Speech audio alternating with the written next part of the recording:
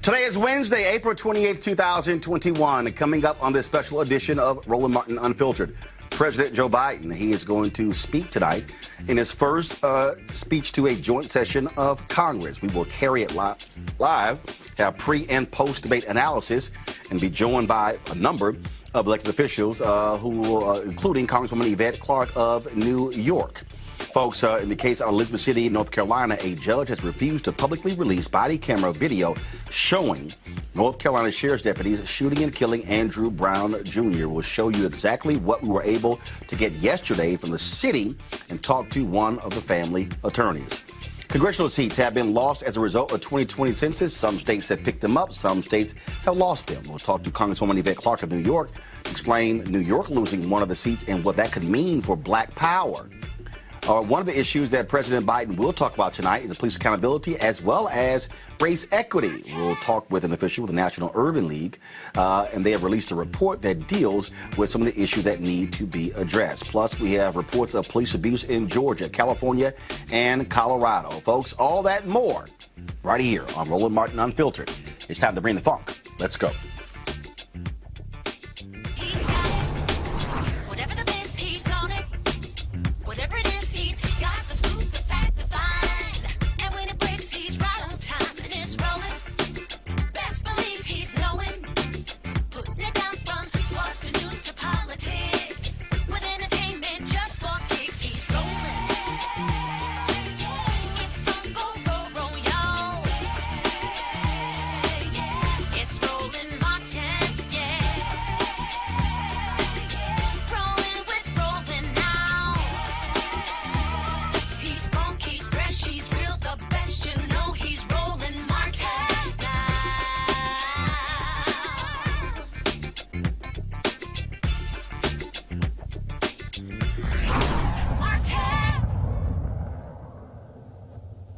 All right, folks, glad to have you here today for the special edition of Roland Martin Unfiltered. Normally we are live at 6 p.m. Eastern, but because President Joe Biden will be speaking to a joint session of Congress, we chose to go live at 7. And then, of course, we'll be carrying his speech at 9 p.m. And so we'll have a pre-discussion prior to that, plus post. Let's talk about Elizabeth City, North Carolina, where today a North Carolina judge denied the media's request to release the 4 body cam videos in the case of Andrew Brown Jr. But Judge Jeffrey Foster did rule the videos from multiple body cameras and footage from one dashboard camera must be shown to Brown's family within the next 10 days.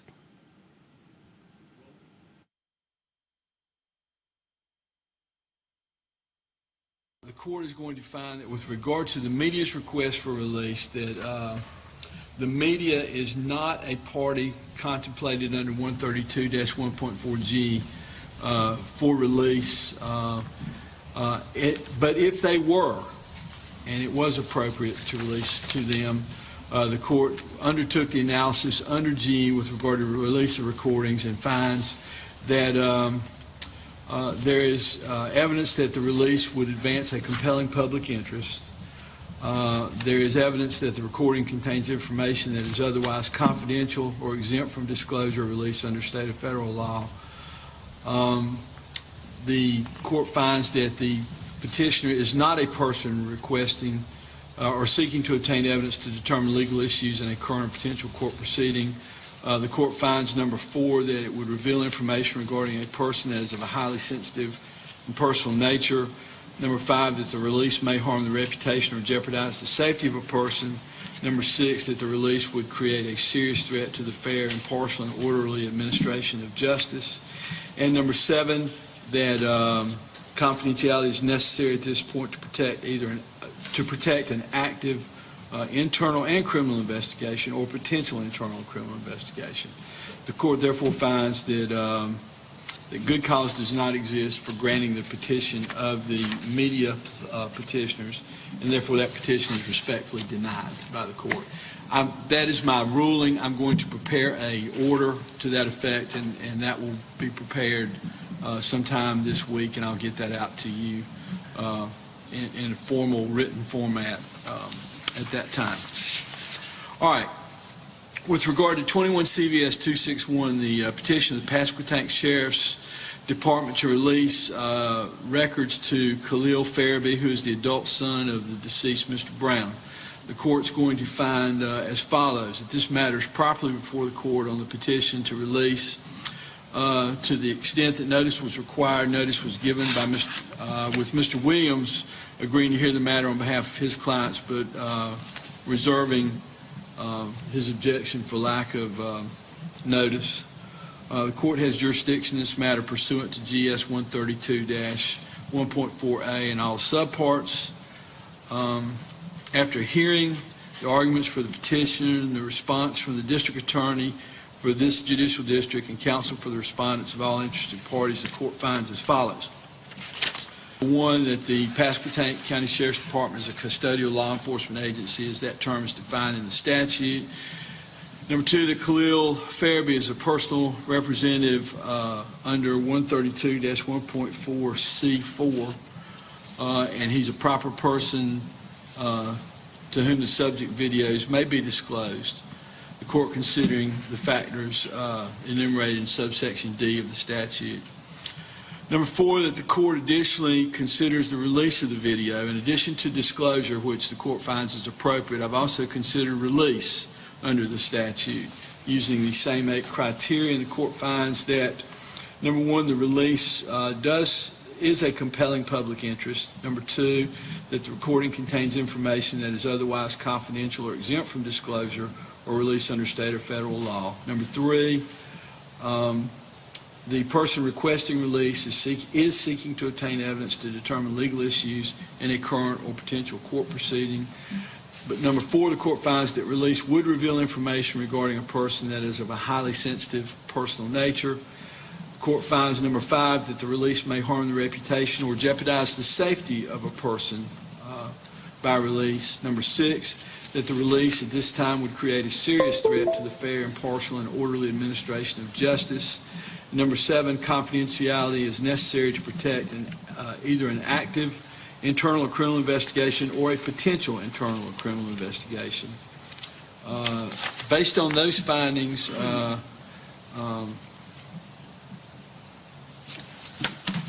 pending completion of the investigation and any decision regarding the prosecution of the potential defendant, the court orders as follows: that the 5 body camera videos be disclosed to Khalil Farabee and his immediate family within 1 degree of kinship, and 1 attorney licensed to practice law in the state of North Carolina. That is disclosure. That the video be held from release for a period of no less than 30 days and no more than 45 days. And that will allow completion of any investigation being undertaken by the SBI and by the district attorney's office in this county.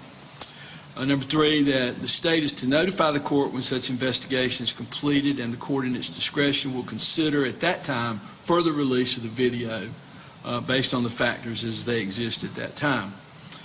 The disclosure of the video shall occur within 10 days, and the Pasquotank County Sheriff's Department is ordered to blur or redact all facial and identifying features of the officers shown prior to disclosure. That means facial features, name tags, any identifying information of those officers prior to disclosure.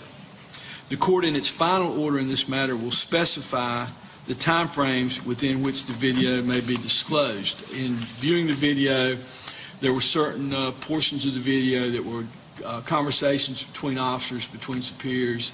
I'm going to evaluate those videos, determine which portions are appropriate for release and or for disclosure, I'm sorry, and then we'll provide that in my order so that the videos can be properly prepared to be disclosed to the family. All that to be accomplished within the next 10 days.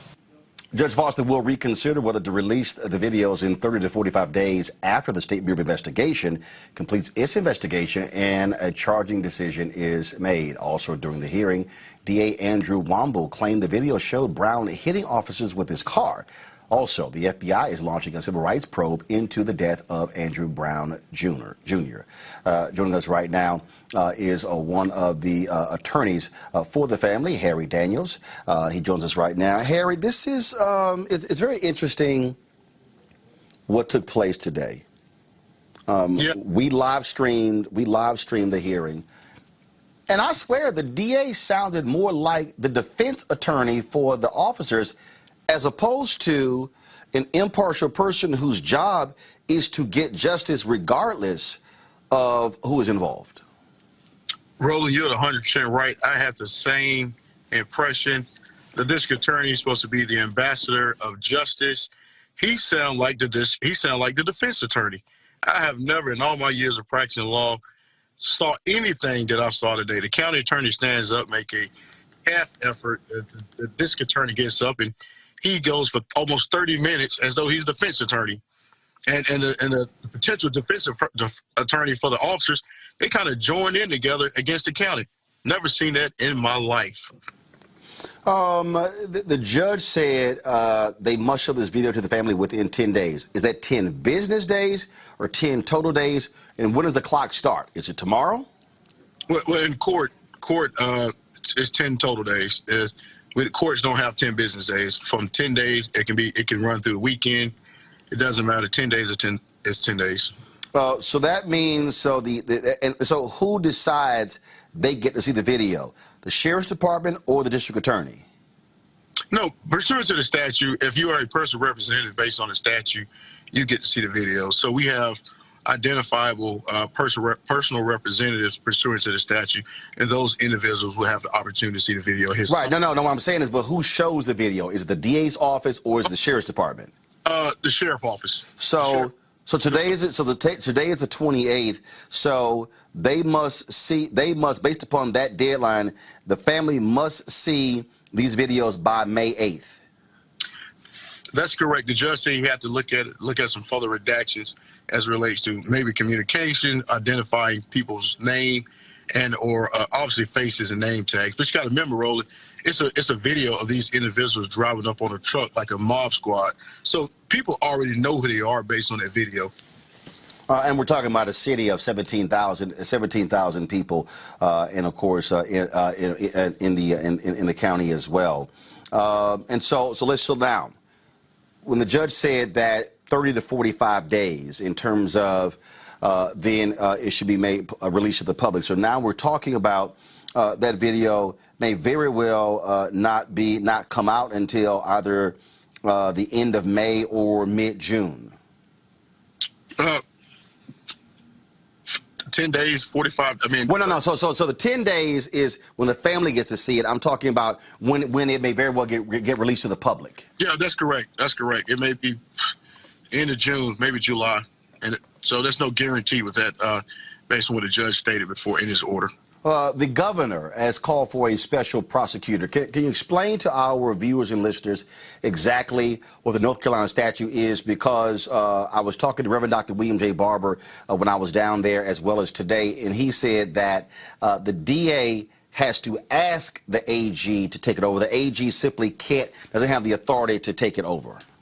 That's correct. Actually, I talked to the Attorney General, Josh Stein, a couple of days back, and he expressed to me that in North Carolina, the district attorney has original jurisdiction, and the Attorney General cannot take it over just because. The Attorney General more than likely will appoint a special prosecutor in order to do so, but in North Carolina, the DA has jurisdiction, and it has to be requested by the DA in order for that to happen. So that is correct. Are you and the other lawyers, are you asking this district attorney, Andrew Womble, to recuse himself and for him to invite in the state attorney general to take over this case?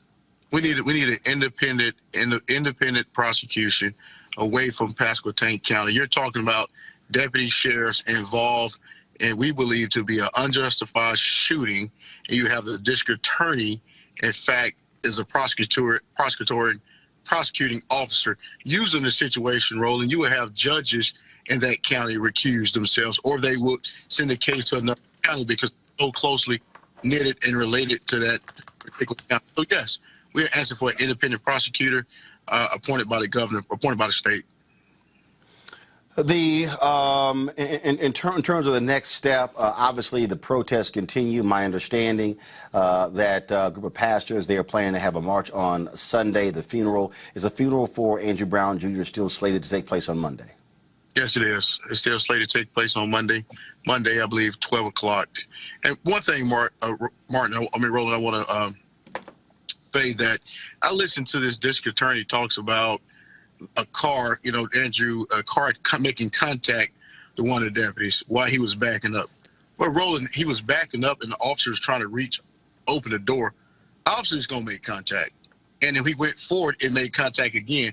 What you did not hear is that Andrew Brown used that car as a weapon. Contact, weapon, two different things. Two different things. So let me get that very clear. And for this public to understand, Andrew Brown was shot in the back of his head while he was driving away. Bullets riddled his car in the rear while he was driving away. Driving away. Point blank, that's the facts. The autopsy shows the bullet wounds in the back of his head. That's the fact. So this narrative, this cherry picking that this DA is doing, I don't know if he's trying to taint the jury, but that's his whole thing, that he didn't want to taint the investigation. They want to taint the jury. But the only person that was tainting the investigation and tainting the jury today was the elected district attorney, Andrew Womack. Here's the question. Who actually is running the investigation? We don't know. I mean, as far as investigation, they say the SBI is running the investigation. The FBI is in now for a probe as well. So you may have to earn investigations. One thing I would tell you that the county officials in Pasquotank County, as it relates to the county, the sheriff, and the district attorney, they are incompetent. The argument that I saw today from the district attorney, it was appalling and disgusting. Then the position he took to try to admonish one of the members of our legal teams based on the video that she was given, the 20 seconds redaction is appalling. Is appalling. He should have never done that. And we are in defense of her. She's truthful. She has character, and she's very professional. She has no reason to lie, to agitate. Ms. Lasser is a fine lawyer, point blank period, a fine attorney. So we don't know right now. We don't know if the district attorney is leading the investigation, if the State Bureau of Investigation is leading it. Is somebody going to come out and lay claim to, so we people know exactly who's doing what? When I was at the home of Andrew Brown Jr., where he lives, we showed the video yesterday. I interviewed the landlord. Two investigators with the SBI stopped by there to try to see if there were video cameras that were on the inside, and those cameras were removed. And so, again, what's crazy is, who do you point to? Who's actually the folks to talk to? There's been no public statement. No one has come out to say, we are in charge of this investigation. If you have any information, contact us. You know, Roland, what the SBI actually stated today in court, that they had no objections to the release of this video. If they are the investigatory body and they have no objection, why does the district attorney have objections? Wait, hold on. So in court today, the State Bureau of Investigation says they don't object to the video. The sheriff don't object, and the State Bureau of Investigation had no objection. They made no representation, but they didn't object. They had no objection to the release of the video. If the investigatory body, investigation, has no problem objecting, why the hell is the district attorney having a problem getting this video released out to the public? And to add to the point about these cameras that were located at Mr. Brown's house, well, the SBI is in charge of the investigation. SBI said we didn't get any cameras. The landlord said, yeah, it was cameras there. So the question is, Roland, who took the cameras? Yeah, and in fact, I talked to that landlord yesterday, and what he told me was, he said there were two cameras. There was a Ring camera, and there was a second camera. He said those cameras have been removed. He does not know who took the cameras and who possesses the cameras. Correct. And the SBI investigation, they're very interested in those cameras. I'm not making any suggestion on anybody else, but the only people who was on the scene at that time and security scene was the Pasquotank County Sheriff Office. So where's the cameras? Where's those cameras? They couldn't take the city cameras because the city maintained the custodial possession. Those cameras were released. They didn't take the cell phone footage after the fact when they drug Mr. Brown out of the car after they had shot him dead. But anything in close proximity, it's not there. The body cam, the dash cam, now we have the Ring, the doorbell cam, and the other camera is missing because the doorbell cam and the Ring cam is not a possession or footage by law enforcement. If that camera is in the possession of the county, they must turn it over immediately because it's subject to the Public Record, Open Records Act. Right, and how in the world can the sheriff's department be investigating themselves? That's why there's so many different questions here that need to be answered. Harry Daniels, we certainly appreciate it. Thanks a lot. Thanks, Roland.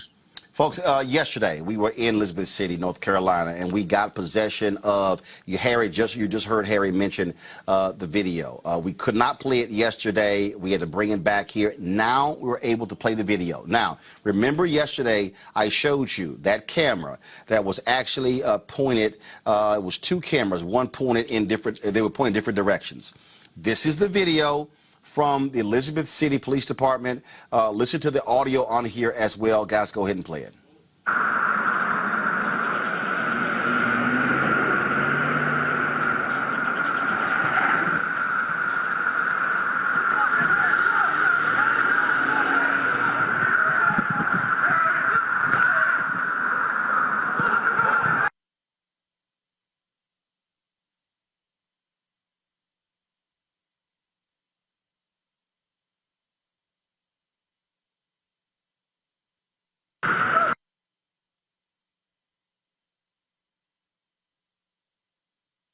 The problem.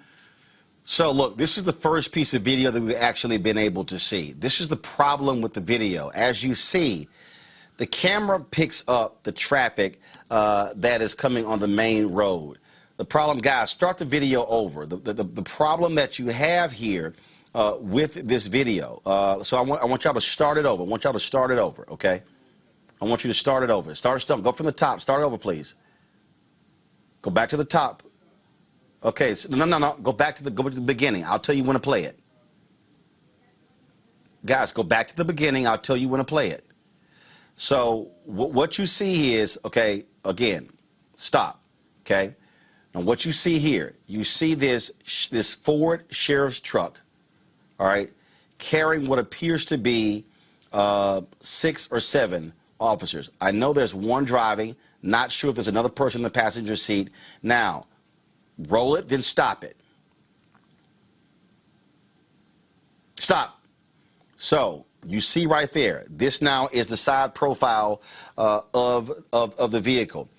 And now there is a portion of this, there's a gap that is missing. It's a short gap that is missing in this video.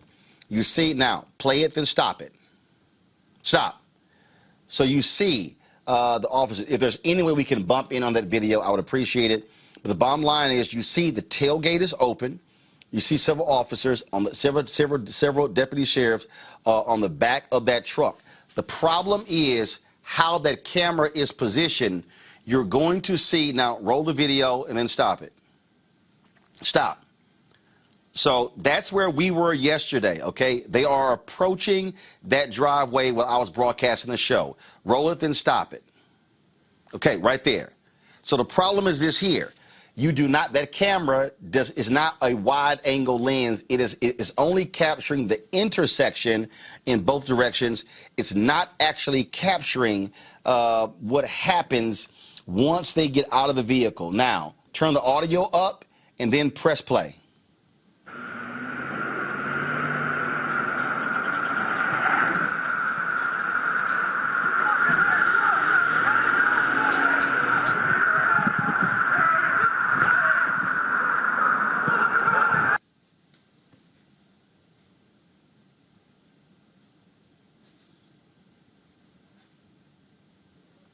Now, what you're seeing is, let it keep rolling, and so you're seeing a vehicle. There was a white police car that pulled up behind him.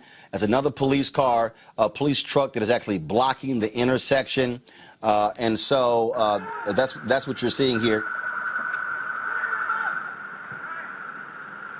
Turn the audio up, please.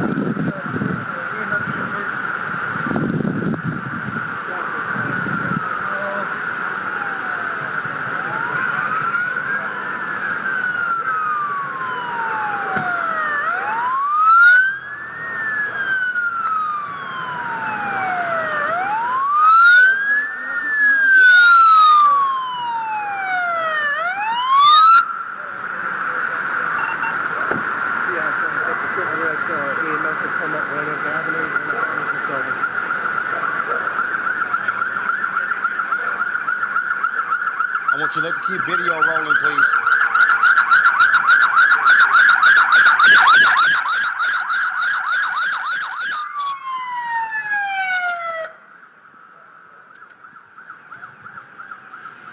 The Bar Association Political Action Committee, Robert Patillo, Executive Director, Rainbow Push Coalition, Peachtree Street Project, Monique Presley, Legal Analyst and Crisis Manager. Again, keep the video rolling, please. I want you to keep it rolling.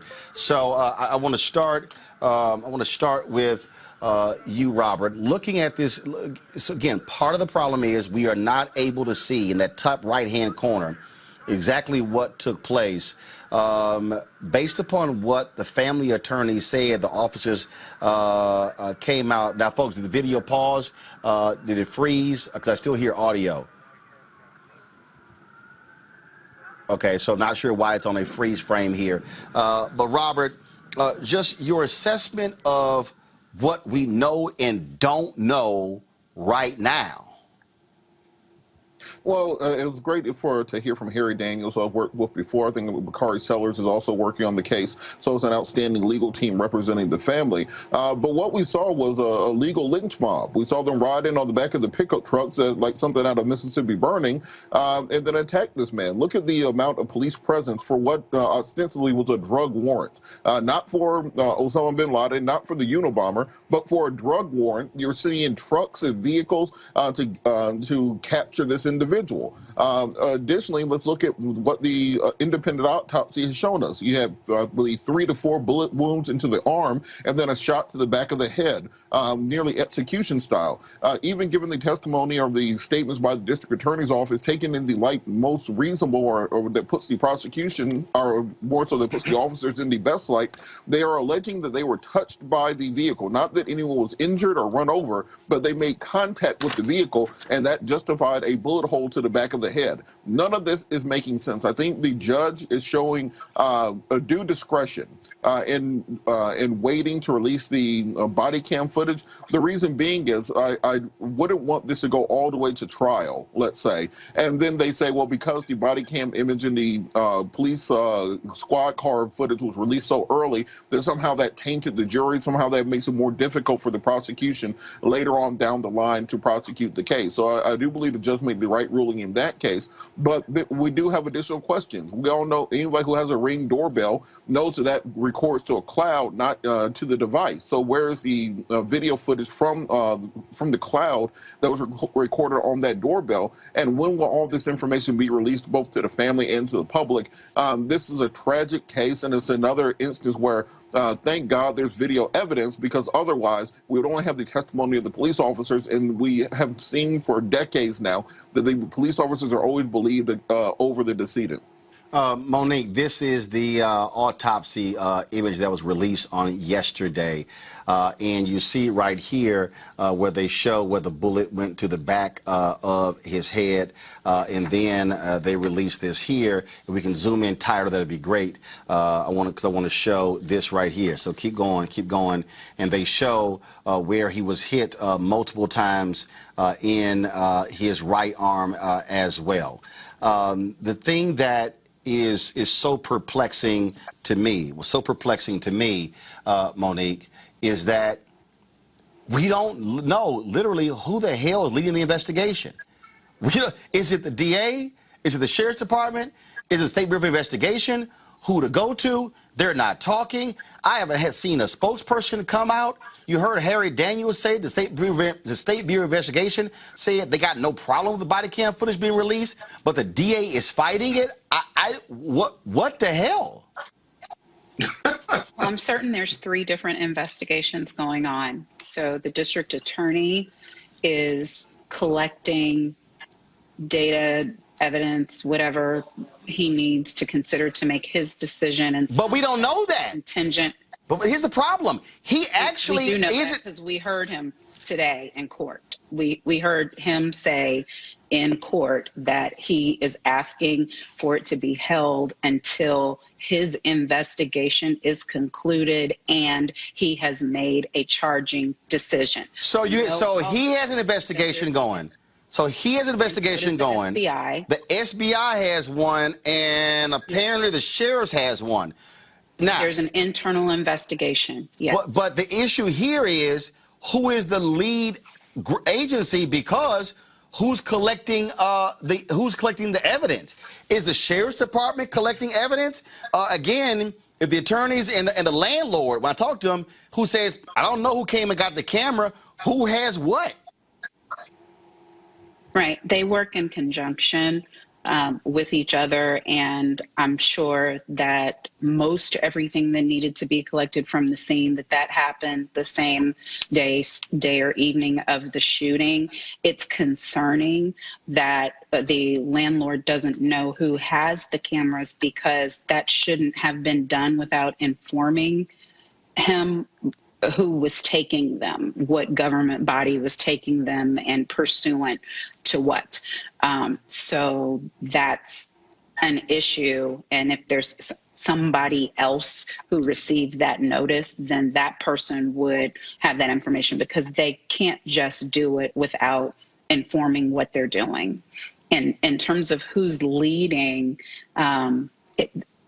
the lead for this legal defense today was the DA, but the DA is never primary in terms of an investigation. That would be a law enforcement arm that then turns over its information. And the DA can, at the same time, have its own investigators who are seeking information. But usually there's an internal investigation and this external one, and the DA is going to look at all of that information and make a decision. Scott, can you make any sense to all of this? Because frankly, it's confusing to the family attorneys, confusing to the family, people in Elizabeth City as well, and us too.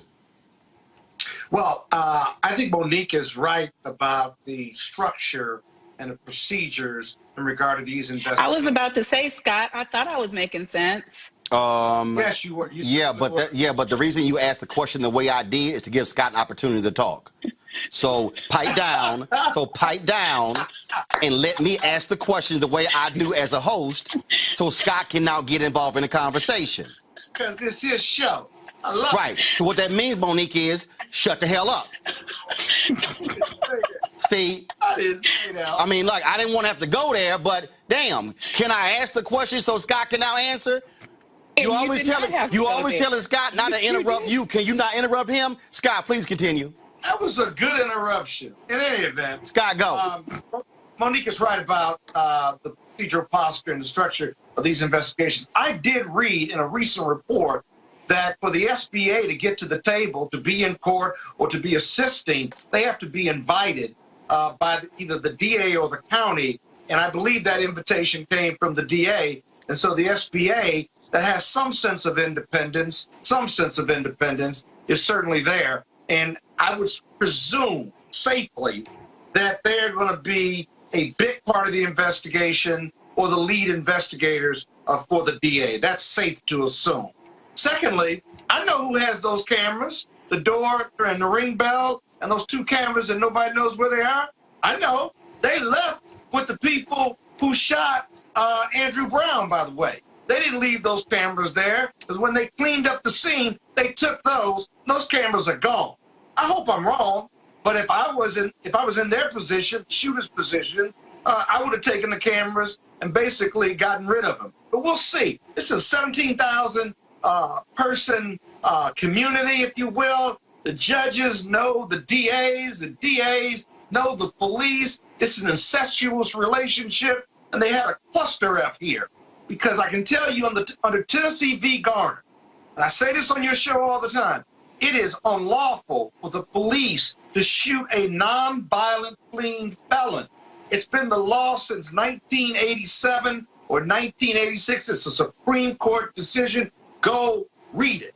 It fits this mold. And touching the police with your car because your intent is to get away because you fear for your safety, i.e., he's not the police, but he is the victim now, right? Shooting into a car that is trying to get away with no one shooting back at you. What training did South Carolina Sheriff's Office get to say that was safe? In fact, shooting into a moving car surrounded by police officers has got to be one of the most unsafe things you can do. In fact, your own police officers or sheriff officers could be shot through friendly fire. So it makes absolutely no sense. And then considering that they're not releasing this video, the two things I want to say real quick. The judge's order, I thought there were two interesting things.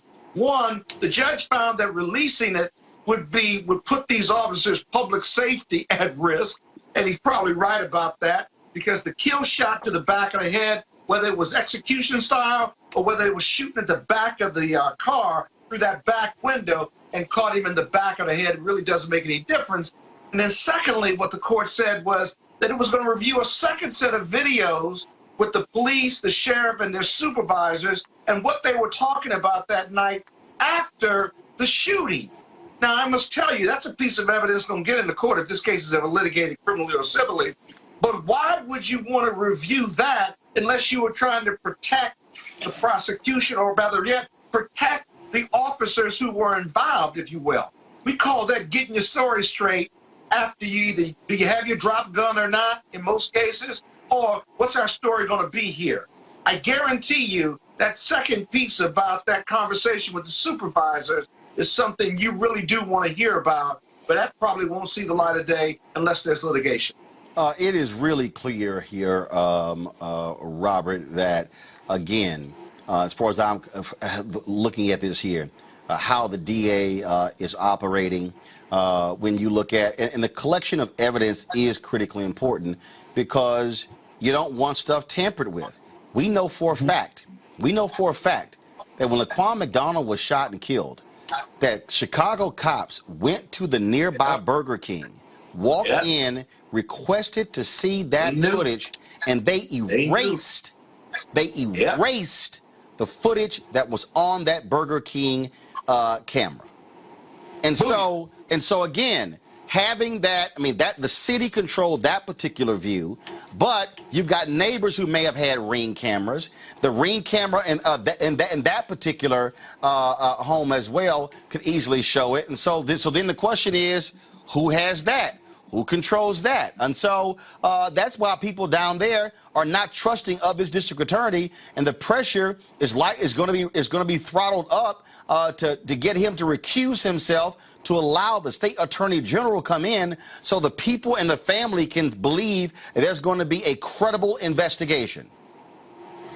Yeah, you're absolutely correct. And I think part of what the reason this election was so important was now we have a competent Department of Justice. They just announced today that they're going to be investigating the Ahmaud Arbery shooting as a hate crime, to investigate these things from a federal level. When we had Jeff Sessions and Bill Barr there was no federal backstop to go back upon. But turning to just this issue of the neighbor's Ring video doorbell, I do think we need to find out who took the camera, because the doorbell should actually have a video of the person taking the camera down as part of this anti-tampering aspect of it. You can also contact the doorbell maker, who has a GPS tracker inside of it, to see exactly where the thing is located at right now.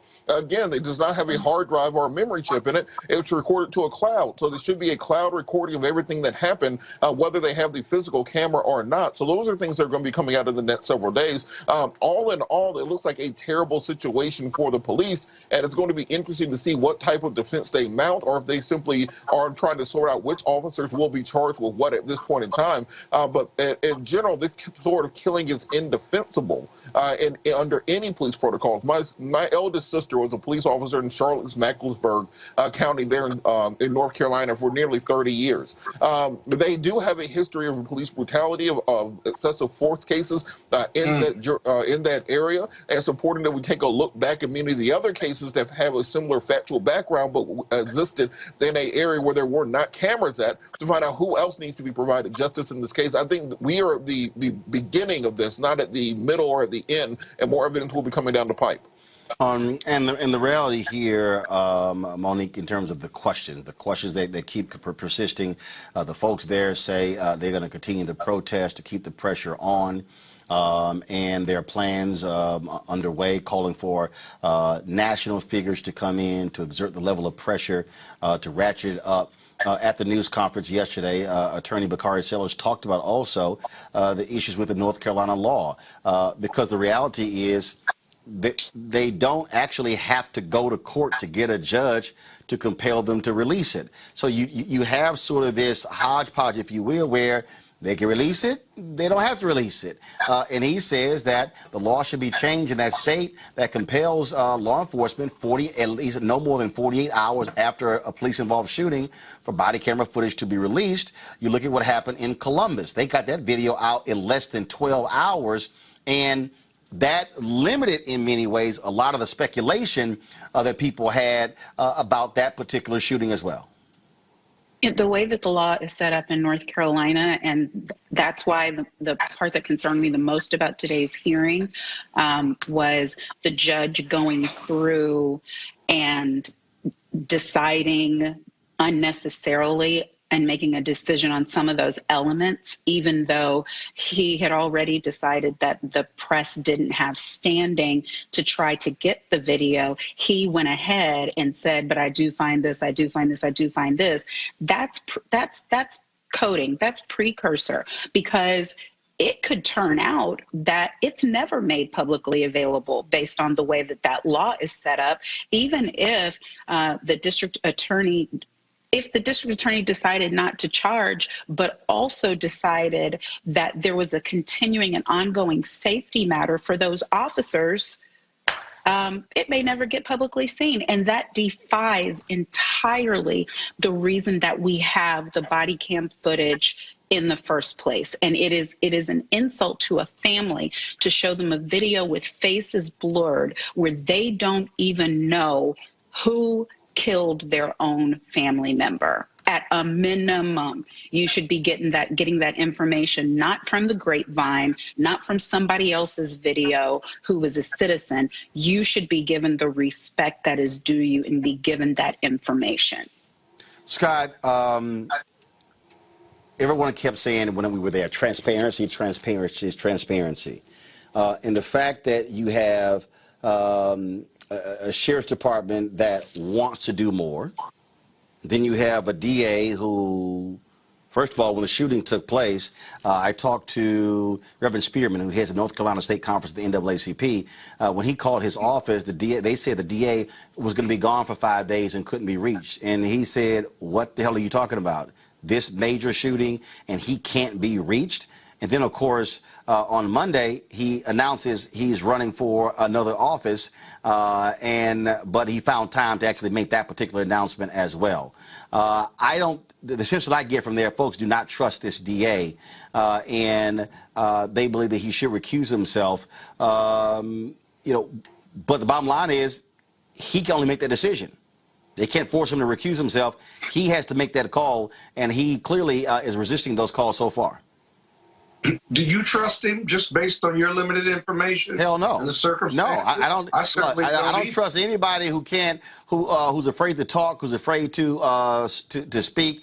And I got a serious problem when the sheriff's department is showing the video, even that 20 seconds to the family, and no one from the DA's office was present, and they're in the same building. Mm-hmm. Exactly.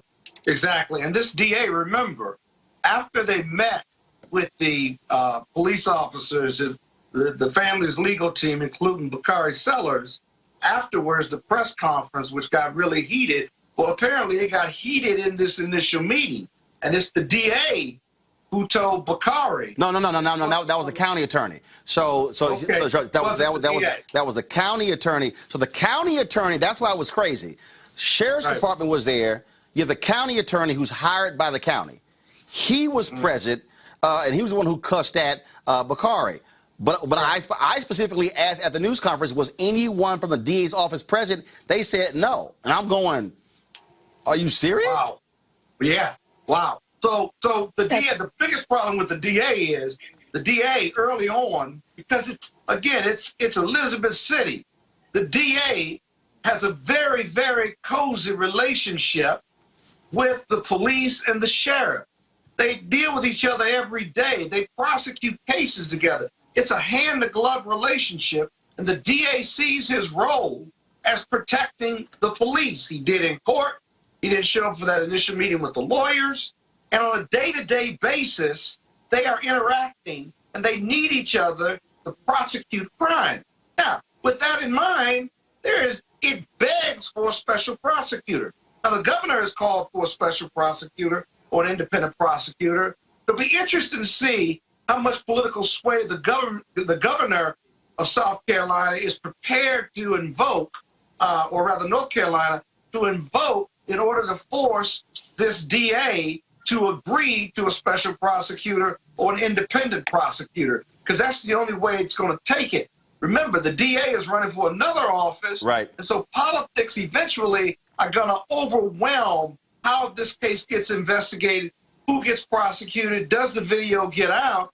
Look for the governor, hopefully, to take a strong hand in this and politically force the local officials' hand. But you need an independent prosecutor. I want to bring in Congresswoman Yvette Clarke. We're going to talk to her about something else, but I do want to bring her in because this case that's taking place right now in Elizabeth City, North Carolina, just says, it says why the George Floyd Justice Act is so important.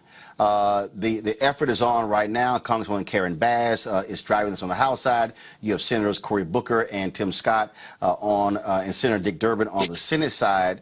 And this, the need for police reform when it comes to events, situations like this, is critically important. Absolutely, Roland. You know, the cases keep coming, and the circumstances under which Black people have to live in policing in our nation has reached an all-time low, and so we have got to pass the George Floyd Justice and Policing Act. There's no getting around it.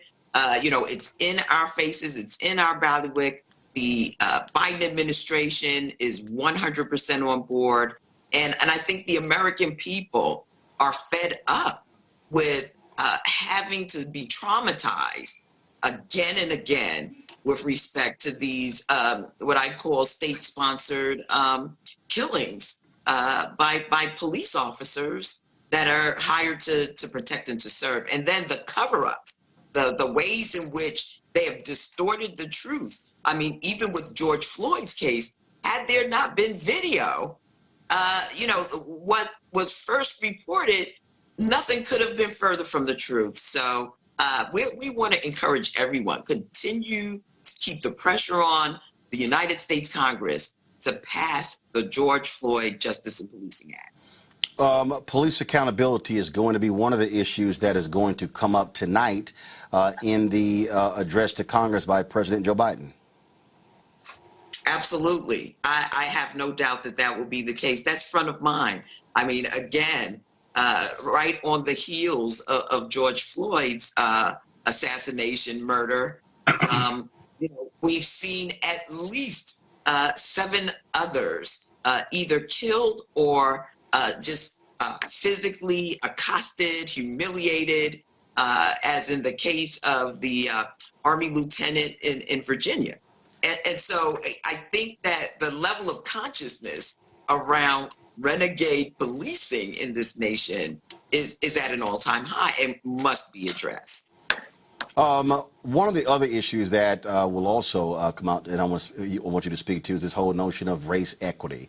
President Biden made this a part of the portfolio of Susan Rice to deal with the issue of race equity, and the reality is the federal government has some significant leverage, if you will, when it comes to contracts, when it comes to how it can drive this issue. And the federal government can serve, frankly, as a leader to also lead to changes what's happening in corporate America on Capitol Hill. You and others can call corporate leaders to Washington, D.C.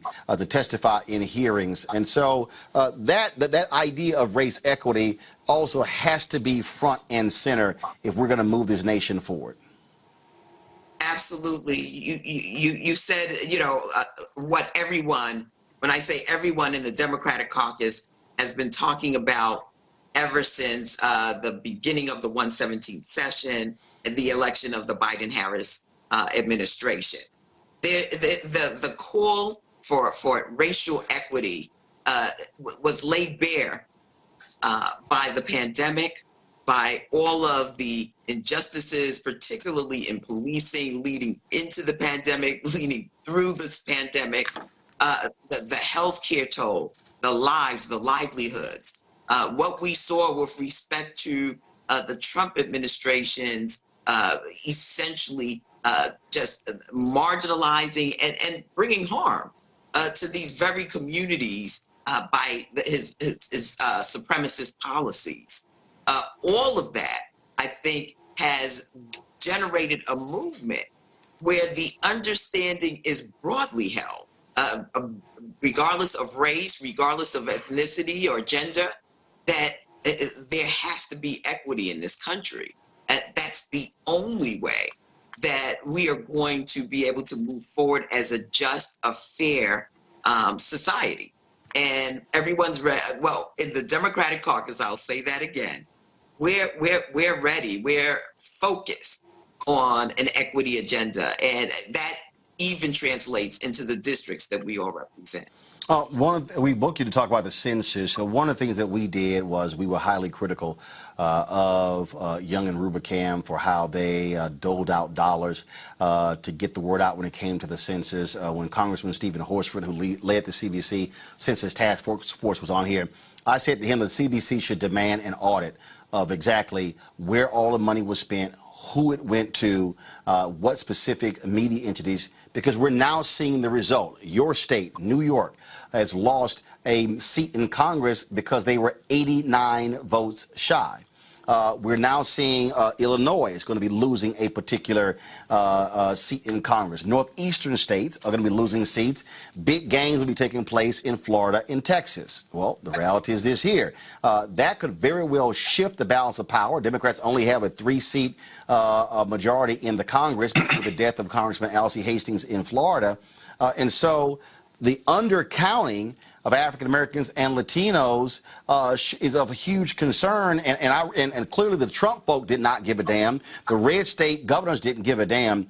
But I still believe this is where the CBC should be saying we want hearings and investigation of where the money was spent, was it properly spent, and did we get the best we could get with the millions of dollars that were allocated to achieve a strong census number.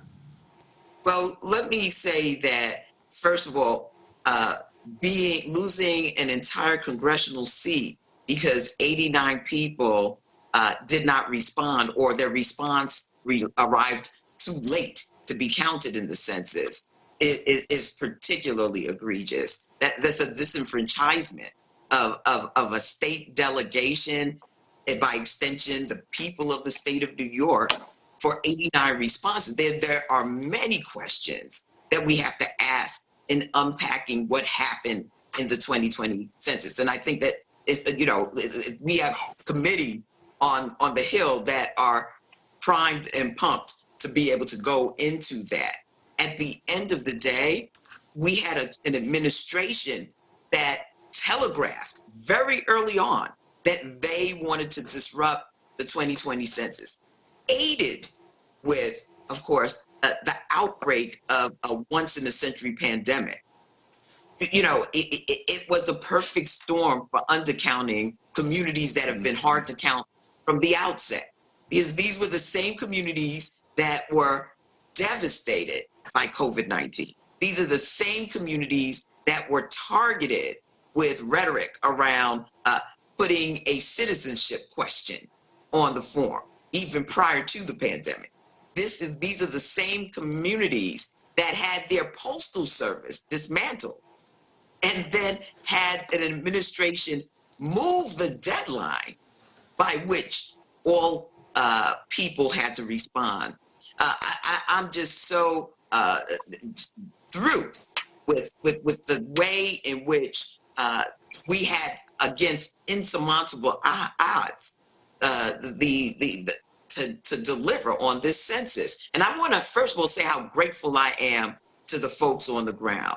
The community did everything they could with one hand tied, or some would say both hands tied behind their back, including our media, to get everyone to respond to the 2020 census.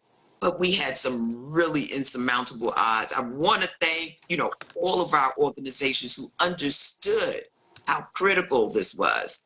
But I think that there were a whole host of things that stood in our way in getting a fair and accurate count in 2020. And New York State is going to be paying a price for that. All right, then. Congresswoman Yvette Clarke, we appreciate it. Thanks a lot. Thank you for having me. All right. Got to go to break. We come back. We'll talk with our panel about some of those issues. And also, the feds today indicting the 3 men involved in the death of Ahmaud Arbery on civil rights charges. That is next on Roland Martin Unfiltered. He's delivering 3 million shots a day, 200 million doses so far, 150 million stimulus checks delivered, 1 million jobs created, more jobs in the first 2 months than any administration in history. Plans to rebuild America's roads and bridges and create 2 million more jobs funded by corporations paying their fair share. President Biden getting America back on track. The Democratic National Committee is responsible for the content of this advertising. Hi, I'm Kim Burrell. Hi, I'm Carl Payne. Hey, everybody, this is Sherry Shepherd. You're watching Roland Martin Unfiltered.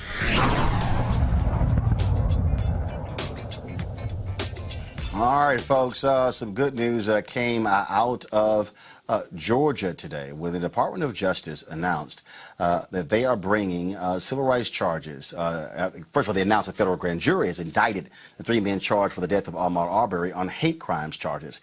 Gregory McMichael, his son Travis McMichael, and William Roddy Bryan have been charged with 1 count of interference with rights and 1 count of attempted kidnapping.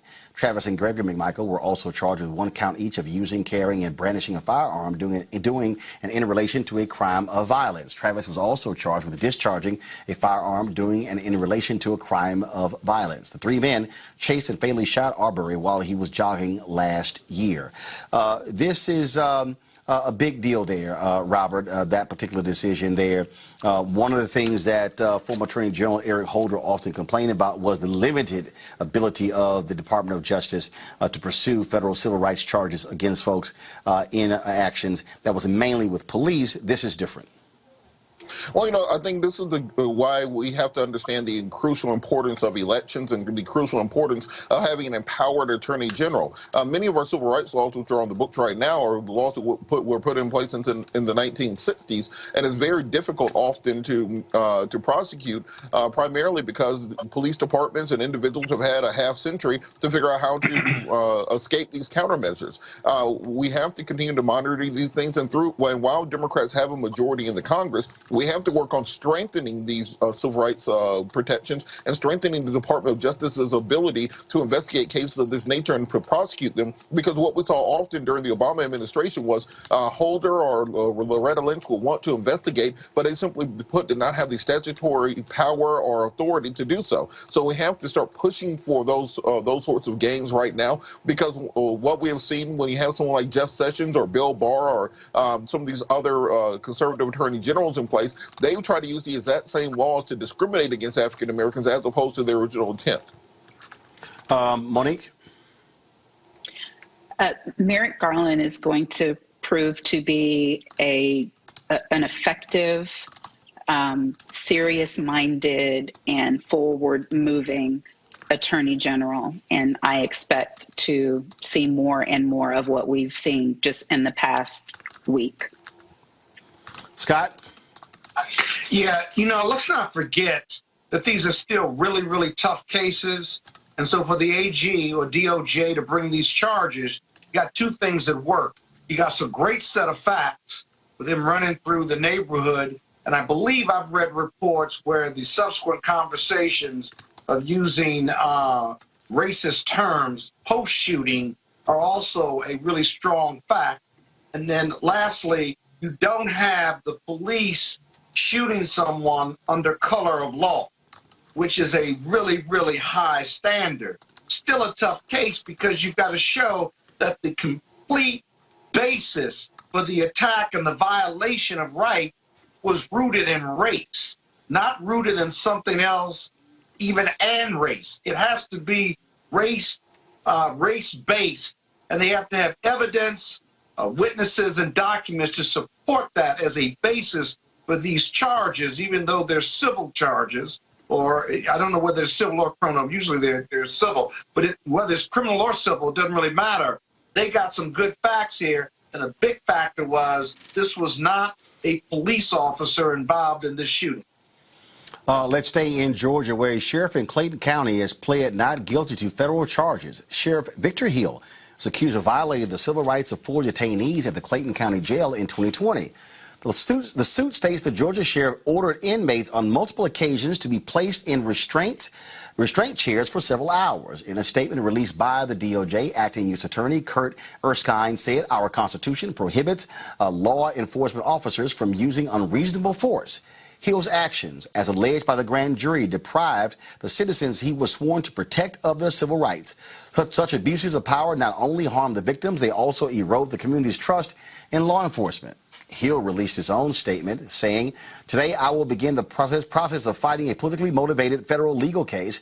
My legal team are the only ones authorized to speak on the details of this matter, and they are confident about the facts of this case. Meanwhile, as we go through this process, I will continue to focus on the mission of fighting crime in Clayton County for continued success." Hill was released on a $50,000 bond and will continue to serve Clayton County Sheriff while he awaits trial. Robert, that's your part of the country. Y'all got your own Sheriff David Clark down there? Oh, no. Look, and it's going to happen to Victor Hill. We indict Victor Hill every 3 or 4 years just off GP, and he's always fine. Look, he has a confiscated drug Camaro that he calls the Dark Knight. Then he has a confiscated drug Mercedes-Benz he calls the White Knight. Then he rides around fighting crime. Victor Hill is a Victor Hill onto himself, and I think we'll see as these things play out that he'll be just fine after all this. We've had I brought up Sheriff David Clark for a reason, Scott, because they were sued where issues with inmates where one died for thirst. They wouldn't give him water. Bizarre, without a doubt, and he should be sued. I mean, this whole us versus them mentality in our criminal justice system. If I'm serving or if I'm in the prison system, why does it have to be us versus them? They're all part of the human condition. Okay, they've been charged, they've been prosecuted, and they're serving their term. Listen, even when they come out, we still prosecute people who have served jail. They can't get a job. They can't go to law school or medical school or business school, at least without significant effort in the support system around them.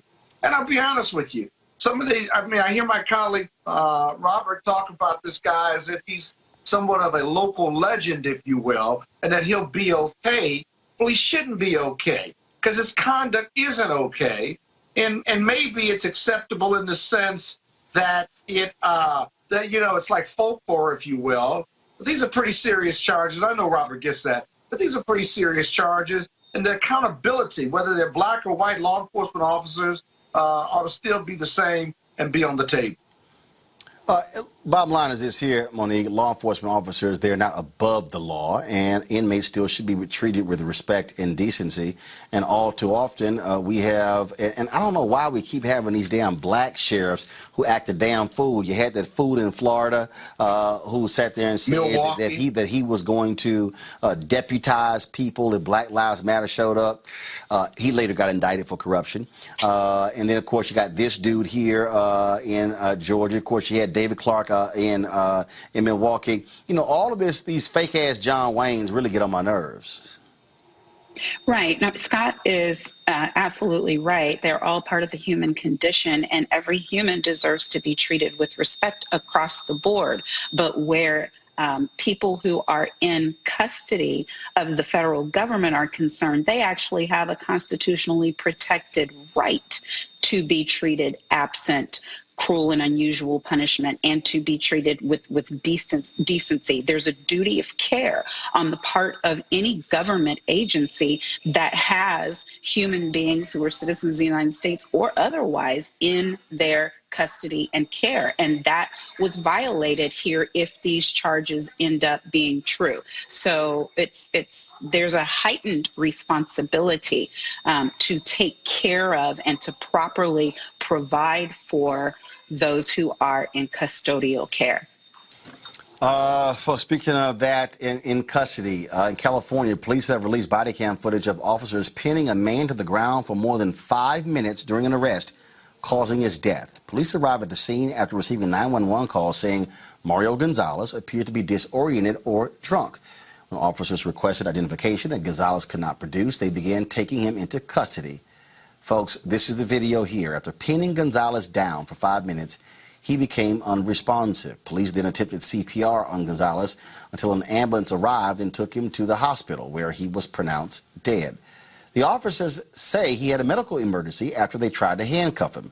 An autopsy is pending to determine the cause of his death, but his family is blaming the police. The 3 officers involved in the arrest are on paid leave until the investigation is complete. Let the video keep going there. Monique, here's what was, again, we always see this here. The cops lied.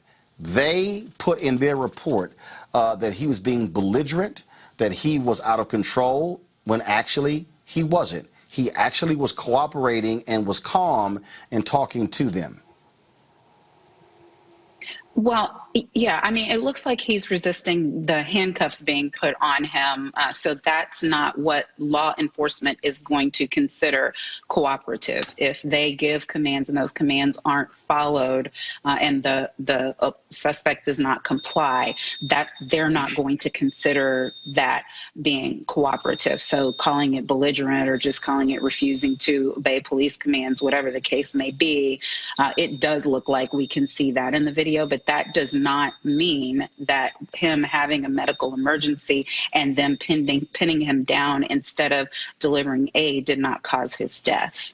What they did was they literally, Scott, pressed their knee in his back, and at one point in the video, one officer was trying to move his knee, but at that point, he had already gone unconscious, and he died.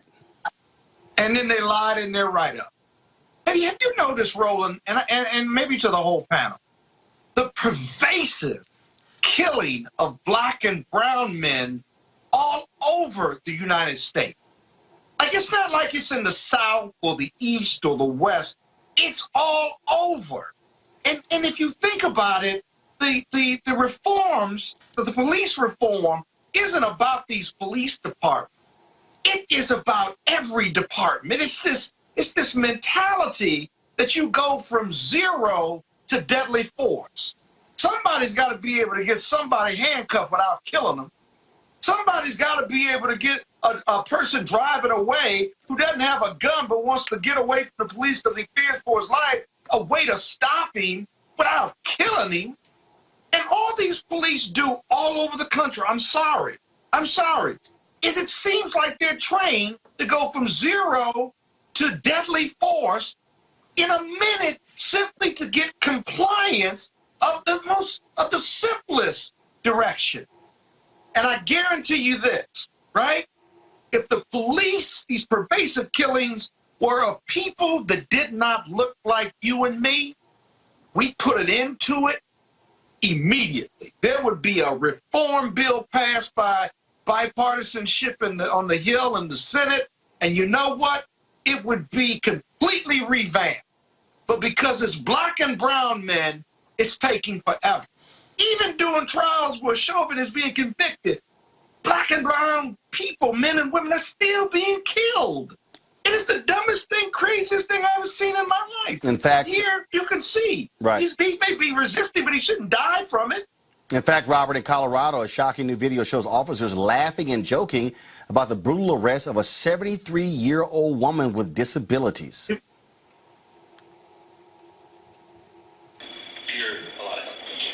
She's just very flexible and very. She's very calm. When I had her in the car when we first got there, and I was like, okay, I'm gonna play. I was pushing her. I was like, That's what you're turning into something.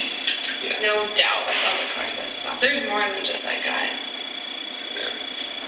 I had him all calm down, and like, oh wait, I get it now. And then she was fighting still. I was like, okay, hold that up. What happened when you got off the stage and you was like short struggles into the day? It would bump a little bit, but she's so little. I was like, we're gonna say, hey, I'm fighting. I have everyone in the city run code and range for her.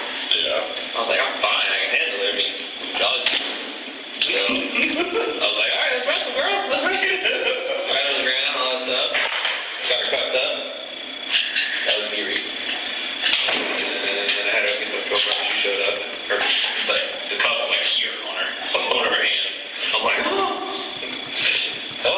my mama is 73. And I can imagine them sitting here, Robert, joking about it. A federal civil rights lawsuit has been filed against the Loveland Police Department and several officers who assaulted Karen Garner. The suit states that Loveland police broke Garner's humerus, dislocated her shoulder, sprained her wrist during a violent arrest that took place last June. Garner has dementia and has sensory aphasia, which impairs her ability to talk and understand others. The senior citizen was arrested for walking out of a Walmart with $13.88 worth of items. The family is devastated because they say police treated Garner like an animal. They want the arresting officers involved and the authorities that hired them to be fired. Robert, your thoughts?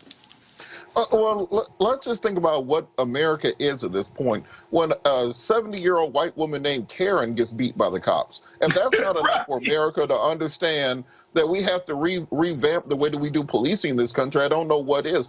There's a very startling stat out there that there are upwards of 3 police killings per day in America. Over 1,000 per year take place in this country. No other Western nation has numbers along those lines. Imagine 3 people get killed by alligators per day. We will get rid of all the damn alligators pretty quickly. But we are willing to accept 3 people being killed by cops every single day of the year, year in and year out in this country, and not think that there's any need to pass any sorts of police reforms and reforms that they have in the rest of the world. You know, I'm often on Iranian TV and other Middle Eastern nations, and it's impossible to defend American policing, even to dictatorial regimes, even to the regimes that that violate human rights around the world. How do you talk to the Chinese about their oppression of the Uyghurs when you have 3 people getting killed by the police every day here? How do we talk about the genocide in Myanmar when 3 people getting killed by the police every single day in America? So until we take this seriously, it's going to be nearly impossible for us to regain our status in the world. And I don't understand why this was not agenda item number 1 for the new administration, because it's a crucial issue, particularly for Black and brown communities, and apparently for 70-year-old women named Karen also. I don't get it. And y'all, $13.88, really? All of that? Shoplifting. All of that is required for $13.88? Are we serious? Roland, I don't care if she walked out with a cash register and a big screen TV under her arm. Still, this should not be the proper way to police. No. But again, my whole point is, again, you take these small crimes, and you see this sort of action. It makes no sense, folks. And this is why police reform is critically important. Of course, legislation has been introduced in many states to combat police brutality and mass incarceration. The National Urban League announced its 21 pillars for redefining public safety and restoring community trust. Let's talk about that with Jerica Richardson. She is the Senior Vice President for Equal Justice and Strategic Initiatives with the National Urban League. This is going to be an issue tonight, Jerica, when President Biden speaks to Congress.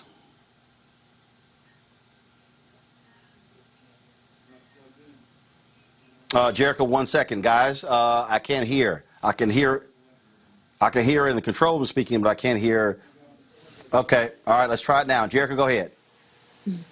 Thank you so much for thank you so much for having me, Roland. And it is definitely an issue, and one that's on the forefront, and one that the Biden administration really has to continue pushing for and attacking head on. I mean, all we have to do is talk about these countless stories happening over and over and over again. It's like Groundhog's Day. And when we think about just all that's happening in this country. I was in Minneapolis last week with our president and CEO, Mark Morial. We were on the ground, knowing that we had accountability in the George Floyd case, but then turning around and going to Dante Wright's funeral the very next day just proves how insidious this problem is, how much we have systemic racism in this country, whether we're talking about it historically from slavery or the Black codes to Jim Crow. It is in the fabric of this country, and the fact remains people of color, African Americans, Black and brown and Asian people are just not seen in the same light, and we're not seen as human beings. And so there is much that needs to be done. And I think, quite frankly, we need to stop using the term reform.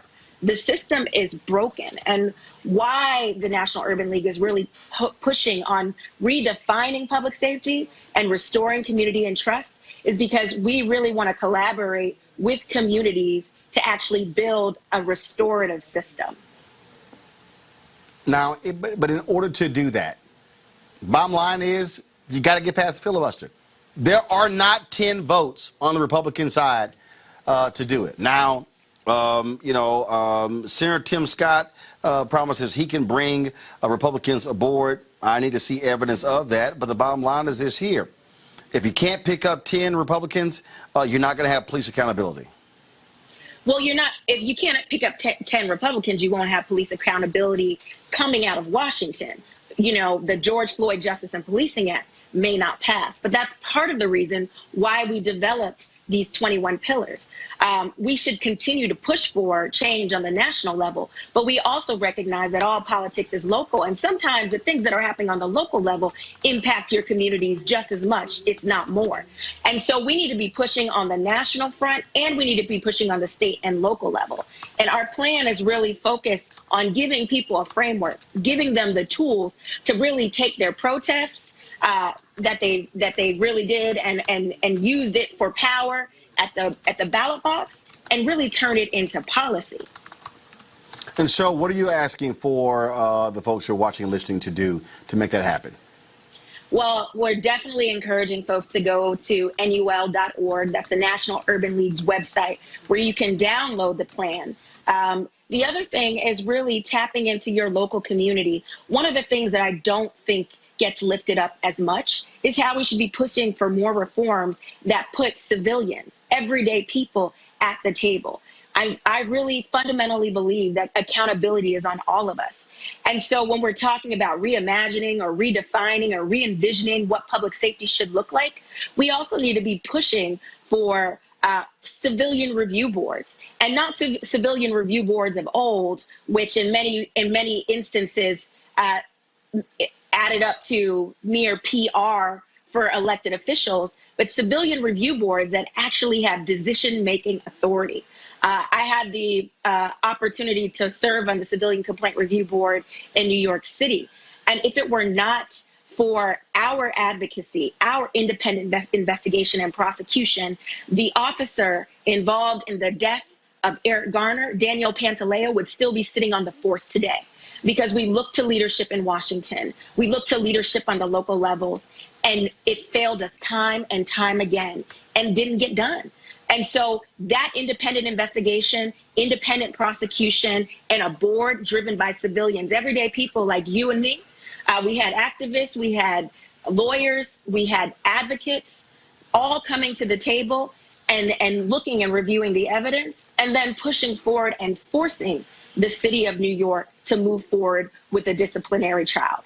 If it hadn't been for that, I don't think the Garner family would have seen any semblance of accountability. The problem with these things is that it takes so much time, it takes too long. But I will say that what we've seen across the country in 2020 with these multiple pandemics, the movement that we saw in the speed on the George Floyd justice and the George Floyd case, and the trial of Derek Chauvin has really emboldened and pushed a lot of our electeds on the local and state level to go further. These reforms were there, people were talking about them, but we really needed to put pressure and make it very clear that you're either with the community or you're against us. And it needs to become politically expedient to do what is right and no longer look the other way.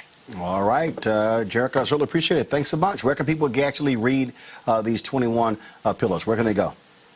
They can go to the National Urban League's website, NUL.org. All right, we really appreciate it. Thanks a lot. Thank you.